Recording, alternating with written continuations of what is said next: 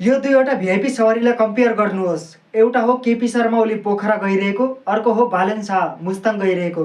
यसमा नयाँ चाहिँ के देख्नुभयो त? मुस्ताङ जाँदा बालेन शाहको शैली फरकै देखियो, जुन अरू नेताहरूमा कमै देख्न पाइन्छ। पुरानो नेताहरू हिँड्दा गाडीको लावा लस्कर र 30 मिनट पहिल्यै बाटो बन्द गरेर जनतालाई दुःख दिन्थे भने मुस्ताङ यात्रामा रहेका बालेन शाहको यो शैलीले सबैले अचम्म बनायो। न त गाडीको लावा लस्कर, न त हेलिकप्टरको प्रयोग, न त बाटो बन्द।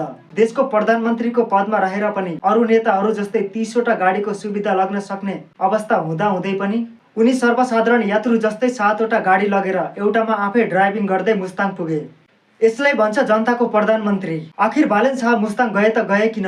यो प्रश्न अहिले धेरैले उठाइरहेका छन्। हर्क साङपाङले त एउटा कडा टिप्पणी नै गरेका छन्। यो भिडियो हेर्नुहोस्। के खानु जानुभएको? हावा थिएन भने काठमाडौँमा हावा छ, मुस्ताङमा स्याउ पनि फल्या छैन होला अहिले। के चाख्नु जानुभयो हो, त्यो पनि उहाँले भन्नुपर्छ, सदनमा जवाफ दिनुपर्छ। त्यहाँ जानुको मेन कारण मनाङ मुस्ताङ जस्तो सुन्दर ठाउँलाई प्रमोट गर्न र मुक्तिनाथको दर्शन गर्न गएका हुन् भन्ने धेरैले आकलन गरेका छन्। त्यो भन्दा पनि फरक, यो कुरा धेरैलाई थाहा नहुन सक्छ।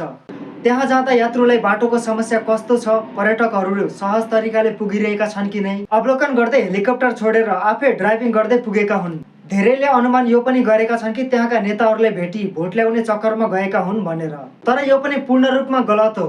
यदि त्यस्तो थियो भने हेलिकप्टरमा जान्थे होला, गाडीको सवारी चाहिँ किन? बरु त्यहाँका नेताहरूले काम कस्तो गरिरहेका छन्, त्यहाँको समस्या के छ, वातावरण कस्तो छ, त्यहाँका जनताहरूले एक्चुअलीमा भोगेको समस्या चाहिँ के हो, यो बुझ्न गएका हुन्। नेता त्यो होइन जो केवल भाषण गरेर देशको विकास गर्छ। नेता त्यो हो जसले आफै रोडमा उत्रिएर रोडको परीक्षण गर्छ। मुस्ताङ नेपालको त्यो गौरव हो जहाँ पुग्ने बाटो सहज, सुरक्षित र व्यवस्थापन भयो भने पर्यटकसँगै स्थानीयहरूको पनि अर्थतन्त्र बदलिन सक्छ। बालेन आफैले सडक यात्रा गरेको कारण पनि त्यही हो। कागजमा आएको रिपोर्टभन्दा वास्तविक अवस्था आफ्नै आँखाले हेर्नु थियो। यसमा सहजै केपी शर्मा ओलीको यात्रा र बालेन शाहको यात्राबारे छुट्याउन सकिन्छ।